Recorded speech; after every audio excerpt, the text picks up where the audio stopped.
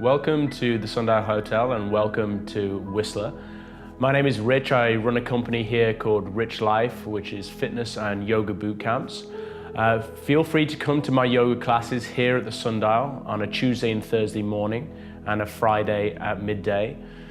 Now, Whistler is an amazing town. The ski hill is fantastic, but it can be a big assault on the body. So it's important to prepare the body, to stretch the body for recovery so that you can go hard for longer, recover quicker when you're on the mountain to get the most out of your ski holiday. This video is here to show you how to prepare pre and post ski. So I will go through a few movements to get you warmed up and ready to go onto the hill before you leave your room in the morning. We will start on your hands and knees. Bring your shoulders exactly over your wrists and your hips over your knees. Very simply, arch your spine, look up towards the ceiling, and then round your spine and empty out. This is called cat-cow, and this just mobilizes the spine. When it comes to skiing, there's a lot of pressure on the body, a lot of compression. So it's important to get the spine moving, to unlock the vertebrae, and to decompress the spine before and after we go skiing. From here, we move into a downward dog position. So your hips as high as we can. You want to plant all your palms on the ground. Have your biceps right next to your ears. Now you can have as much of a bend in the knees as possible, but the main focus is to raise your tailbone nice and high. From here, we start to pedal the feet left and right. Now the thing is with skiing, you're gonna be in ski boots, which restricts the movement in the ankles and the Achilles tendons, can cause a lot of tightness.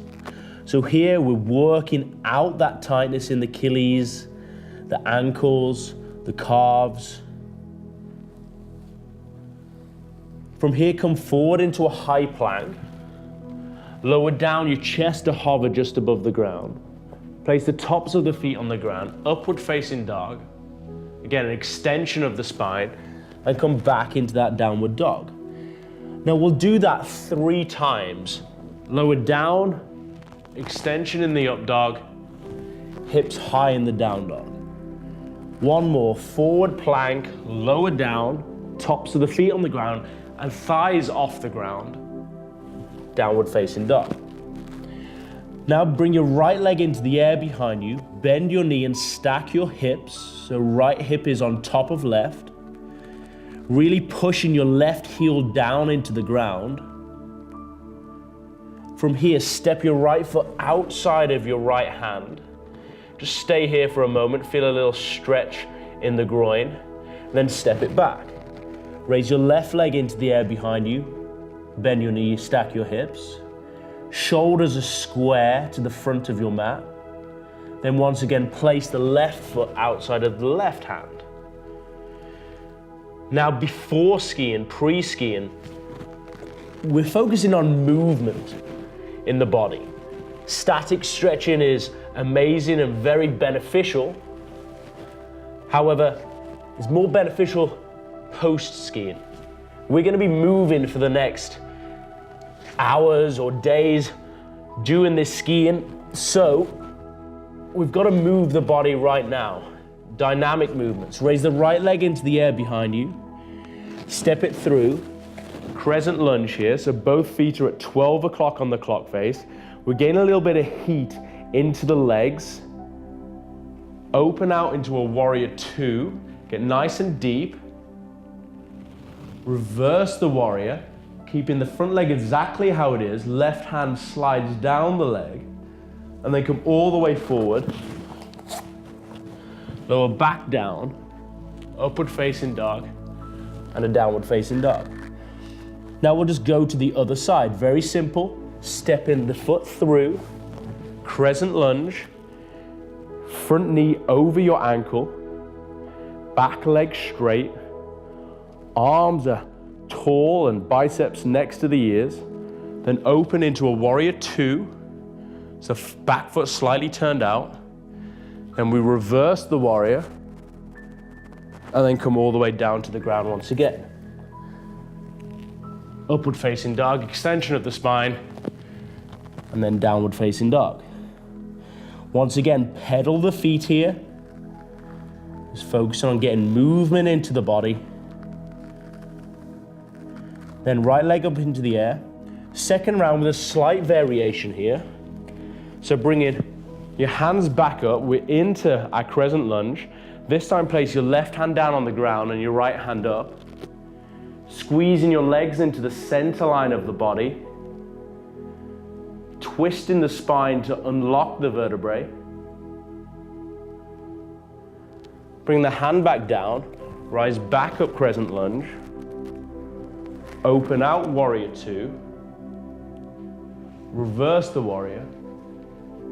And then come all the way down. High to low push-up. Upward facing dog, chest out. Hips high, downward facing dog. Other side, crescent lunge, step forward, rise up. Then place your right hand down on the ground, left hand up. Bringing your shoulder blades together on your back. Place your left hand down, rise back up crescent lunge. Open out warrior two. Reverse the warrior, and then come all the way down to the ground. Upward facing dog, downward facing dog. Pedal the feet one last time. And then set the right foot outside of your right hand, left foot outside the left hand.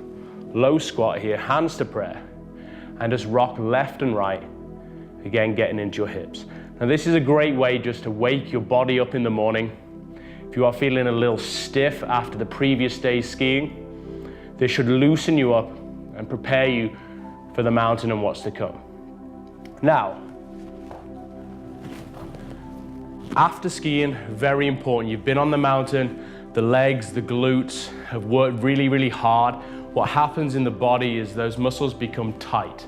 Now, as I said before, we want to ski again the next day. We want to go hard. We want to have that fun. So giving yourself a stretch, some recovery, very, very beneficial for the next day so you can maintain the fun and enjoyment of your holiday and out on the slopes.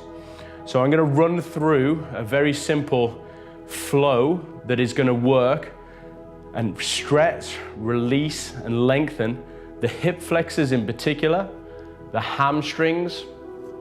We'll also get into the back with a few twists and a few extensions. Again, when we're skiing, we're constantly compressing the spine. So yoga is amazing to extend the spine and get us back into a normal, natural, good postural position. We will start with this post-ski session with a simple downward dog. Once again, the feet have been really, really tight in the ski boots, so we pedal out the feet, getting movement into the calves. From here, bring your right leg up into the air behind you. Step it through into a low lunge. So back knee is on the ground. Place your hands on your front knee and bring all your weight forward. It's okay for the knee to come over the toes. You'll hear a lot the hip flexors. I've got tight hip flexors. Now hip flexors are getting pounded out on the mountain. So this is where we need to release and focus on these in particular muscles. 3 muscles in particular, the psoas muscle, the TFL, and the rectus, the biceps femoris, which is one of your quadricep muscles. From here, raise your hands towards the ceiling. Maybe even come into a slight back bend if that feels okay for you. Then to intensify, we will raise the back knee off the ground. And again, left hand down, right hand up, we twist. And then come back down. From here, place your back knee on the ground, straighten your front leg, pulling your toes towards you, half splits, getting into your hamstring. Now, the focus here, we don't need to be hunched over. You want to keep as straight a spine as possible. You should feel the stretch in the hamstring, maybe even the back of the knee. Focus on pulling the toes towards you. From here, come forward, low lunge once again. Then place the hands back down and step back into your downward dog. Pedal the feet left and right, getting that release in the ankles. And then we'll move to the other side, raising the left leg into the air, step it through, low lunge, back knee on the ground. We follow the same process. All the weight forward, feeling a deep stretch in the hip flexors, the groin area. Then raising the hands all the way towards the ceiling. Slight back bend, if this feels good. But with the back bend, it's not coming from the lower back, it's coming from the thoracic spine. So you're extending up and growing tall in the spine and then backwards. Once again, then bring the back knee off the ground to intensify. Right hand down, left hand up, twist the spine. Hands back down, back knee down, sit back half splits. Now these postures, depending on how much time you have, I would recommend at least 45 seconds to a minute on each of these postures. Now don't go easy on yourself. Take yourself out of the comfort zone. You will get out what you put in. Then come forward, low lunge once again. Place your hands down on the ground and step back, downward facing dog. From here, still concentrating on the hips, raise your right leg into the air and place your right foot outside of your right hand. Bring your back knee to the ground and just stay here. You've got your knee connected to your shoulder. Now you can stay here, it's an intense stretch, or to modify, you can start to come down onto your forearms. With yoga, yoga is not yoga without breath. So an advancement to take this away from simplicity of stretching is to breathe heavily and deeply with every posture, especially when they get intense. You breathe deeply to calm, to distract. From here, come back onto your palms. Slightly turn your toes out so they're facing 2 o'clock on the clock face. From here, come onto the outer edge of your front foot. And then again, option to stay here or to slightly lower down. Now this lizard pose here is an intense stretch for the hips. I suggest holding this for a minute or so. Breathe really deeply, relax the hips. Now there is an option, you can either stay or come back onto your palms, and to intensify, take your right hand back, reach for your back foot, pull the back foot into the body, and then open your chest. You'll feel an intense stretch in the quadricep. There is a hip flexor muscle called the psoas. The psoas is buried deep, deep down. It connects the pelvis onto the lower back, and it's hard to get to, but this posture here hits that hip flexor, it lengthens it. From here, release. Heel toe your front foot back to center. Place your back foot on the ground, slightly turned out, and then straighten your front leg. Pyramid pose. Again, getting deep into the hamstrings. This is not about getting your hands to the ground. Keep a straight spine. Then bring a small bend into your front knee. Place the hands, step back, downward facing dog. And we go for the other side. Raise your left leg into the air. Place it outside of your left hand, back knee to the ground. Shoulder and knee connection. Option to lower down onto your forearms. That full foot is on the ground, facing 12 o'clock on the clock face. Once again, the second modification is to turn the toes out to 10 o'clock on the clock face and come onto the outer edge of the front foot. Then lower down if it is there for you.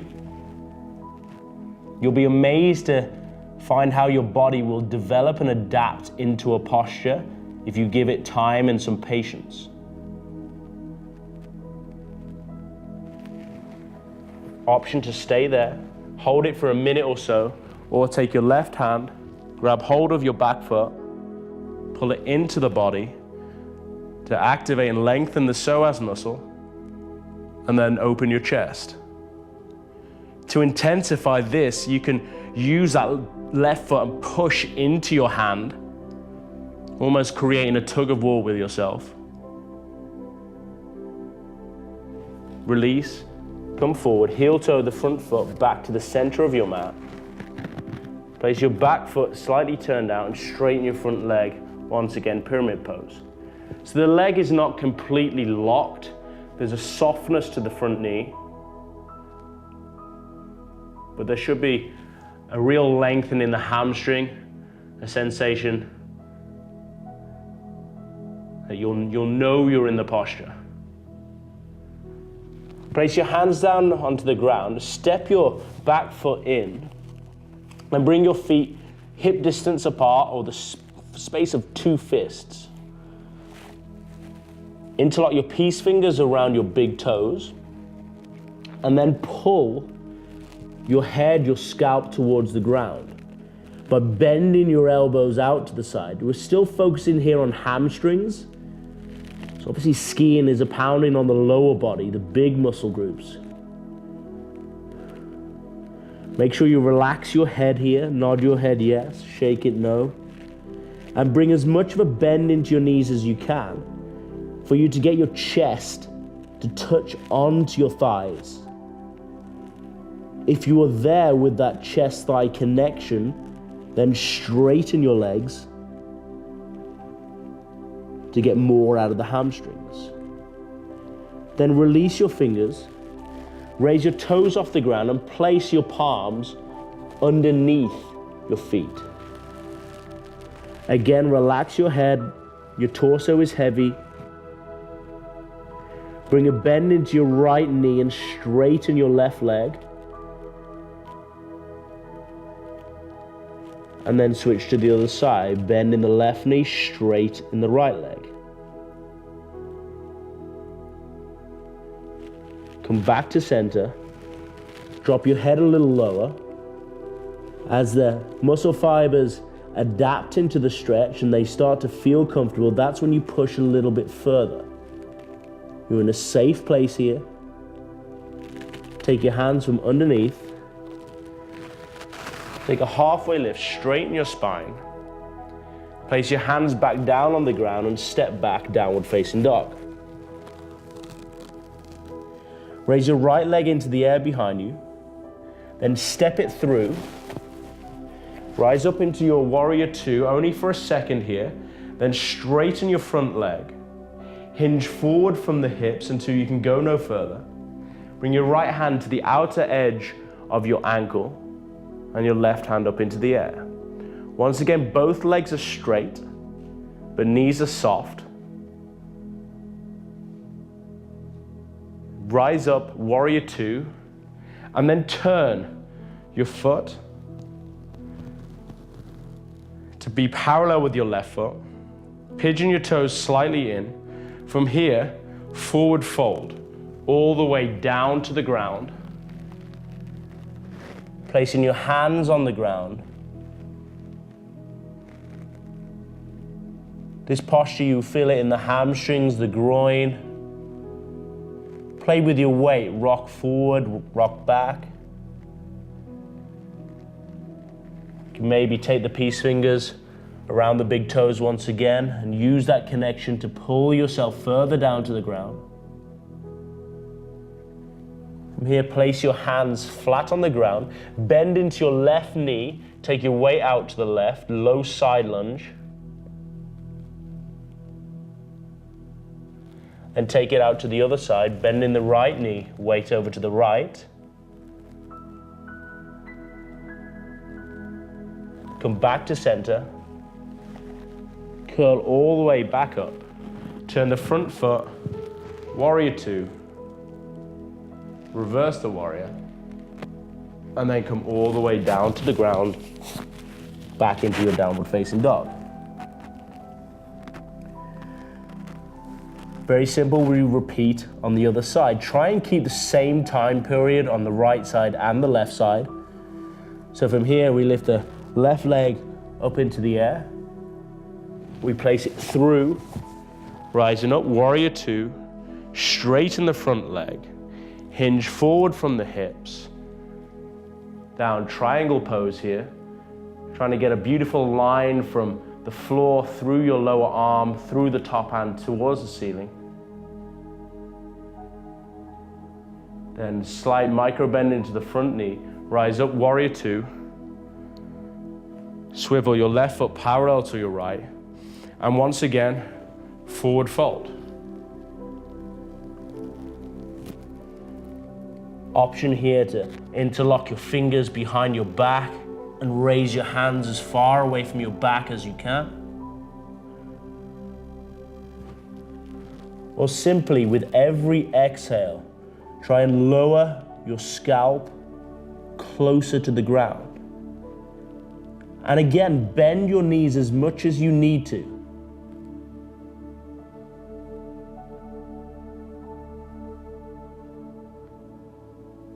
Then slowly curl your spine all the way back up to stand. Turn your left foot forward, warrior two, reverse the warrior, bring the hands down onto the ground, step back, downward facing dog. From here, raise the right leg into the air behind you and place your right knee on the floor outside of your right wrist. Trying to bring your left foot as close to your left wrist as possible. Bring your back knee to the ground and then lower down onto your forearms. This is called pigeon pose. If there was one posture that I could do for the rest of my life, this one would be it. Keep your back toe tucked. The purpose of this is so that you can have a connection to square your hips. So pushing your left hip forward and your right hip back. Again, this is a posture that needs to be done for a period of time. 1 to 3 minutes would be very beneficial. You can intensify by extending your arms long and placing your forehead on your mat. From here, slide the hands back into the body and release back into downward facing dog. Left side, raise the left leg into the air behind you. Left knee outside of left wrist, and then lower down. Now you might find a variation in one side of your body to the other that is completely normal. When we're skiing, we generally favor one side. So don't be surprised if you feel a tightness in one area than the other. But if you do feel a tightness on one side in particular, maybe spend a little bit of extra time on that side. Again, extending the arms down long, maybe the forehead to the ground. Placing your hands back, coming up into a downward facing dog. From here, step the feet outside of the hands, come into your low squat position, deep into the hips. Then place your hands back behind you and sit down. Lie all the way back. Raise your hips into the air, bridge pose, walk your shoulders underneath. Squeeze the glutes, getting your hips really high. Again, as in skiing or if we're working at a desk or driving a car or even on a laptop or on our iPhone, we're always in a position of flexion in the spine. Here we extend the spine to get us back into postural alignment. Place your right ankle on top of your left knee. Keep raising the hips on your inhale, and on your exhale, push that right knee down towards the ground. Inhale, lift the hips. Exhale, right knee drops. Place the right foot down on the ground. Left ankle on top of your right knee. Raise the hips up high. Push the left heel down, left knee down.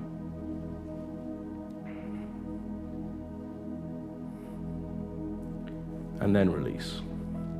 Bring the spine all the way down to the ground. Come into happy baby here. Grab the outside edges of your feet. Elbows on the inside. Soles of your feet facing the ceiling. And pull your knees down to the earth.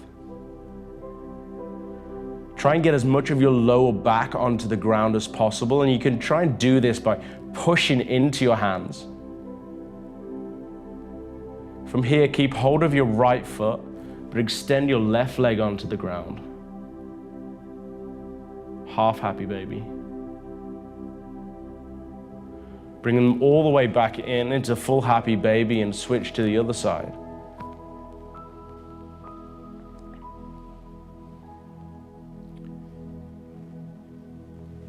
Full happy baby here. Bring your knees into chest. Rock and roll the length of your spine up to a seated position. Place the sole of your right foot into your left elbow crease. Foot is flexed. Hand round the front, interlock the fingers, and pull your right leg into the body. Deep stretch on the outer hip.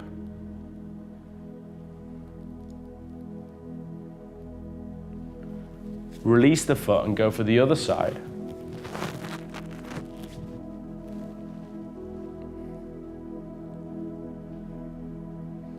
Being nice and tall in the spine. From here, lower down. Lie all the way back. Bring your right knee into your chest. Take your left hand on top of the knee and shift your hips 3 inches to the right. From here, use that left hand to pull the right knee across the body. Take your gaze out to the right.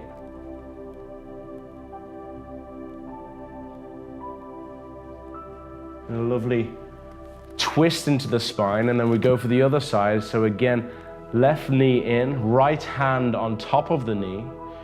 Bring your hips 3 inches out to the left, and then pull across the body. Gaze to the left.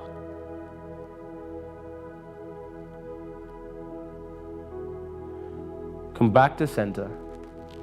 Hug your knees into chest.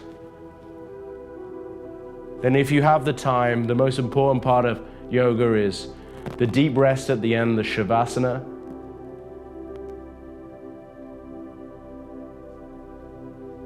Hold this position for 2 to 3 minutes to calm the body. And when you're ready, come all the way up to a seated position. And your post-ski workout is done. So follow those simple postures, follow that flow after skiing, or you can come to my yoga classes on a Tuesday and Thursday morning at 7 a.m.